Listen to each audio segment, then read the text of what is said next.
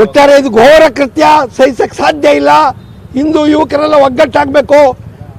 ಈಗ ಅವ್ರ ತಾಯಿ ಆಲ್ಮೋಸ್ಟ್ ಡೆತ್ ಬೆಡ್ಡಲ್ಲಿದ್ದಾರೆ, ಆಕ್ಸಿಜನ್ನಲ್ಲಿದ್ದಾರೆ, ಇನ್ನೂ ಅವ್ರಿಗೆ ವಿಷಯ ಗೊತ್ತಿಲ್ಲ.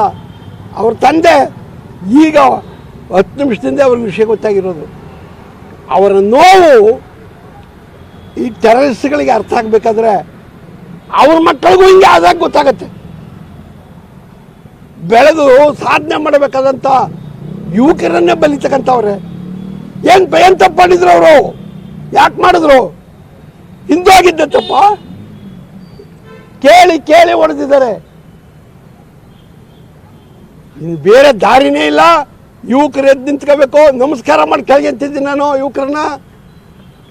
ನಾನು ಒಬ್ಬ ರಿಟೈರ್ಡ್ ಪ್ರೊಫೆಸರು. ಈ ಥರ ಎಲ್ಲ ಹೊರಟಾಗಿ ಮಾತಾಡಬಾರ್ದು. ಆದರೆ ವಿಧಿ ಇಲ್ಲ. ನಮ್ಮ ಮಕ್ಕಳನ್ನ ನಾವು ರಕ್ಷಣೆ ಮಾಡ್ಕೋಬೇಕಾದ್ರೆ ನಾಯಿಗೆ ಹೊಡೆದಂಗೆ ಹೊಡಿಬೇಕು.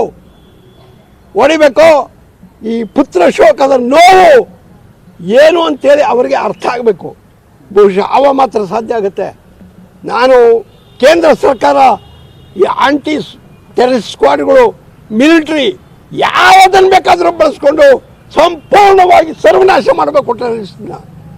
ಅಲ್ಲಿವರೆಗೂ ಈ ದೇಶಕ್ಕೆ, ಈ ನಾಡಿಗೆ, ಈ ಜನಕ್ಕೆ ಖಂಡಿತವಾಗ್ಲೂ ಸಮಾಧಾನ ಆಗೋದಿಲ್ಲ, ರಕ್ಷಣೆನೂ ಇರೋದಿಲ್ಲ. ಒಂದು ಹೊಸ ಕಂಪನಿಯನ್ನು ಶುರು ಮಾಡಬೇಕು ಅನ್ನೋ. ಹೌದೌದು. ಅವನು ಸಾಹಸಿ. ಅವನು ಹೊಸ ಕಂಪನಿ ಸ್ಟಾರ್ಟ್ ಮಾಡಿ ಈ ದೇಶಕ್ಕೆ ಒಳ್ಳೆ ಕಾಂಟ್ರಿಬ್ಯೂಷನ್ ಕೊಡಬೇಕು ಅಂತೇಳಿ ಸದಾಕಾಲ ಚಿಂತೆ ಮಾಡ್ತಿದ್ದಂಥ ಹುಡುಗ. ಅಲ್ಲ, ಆ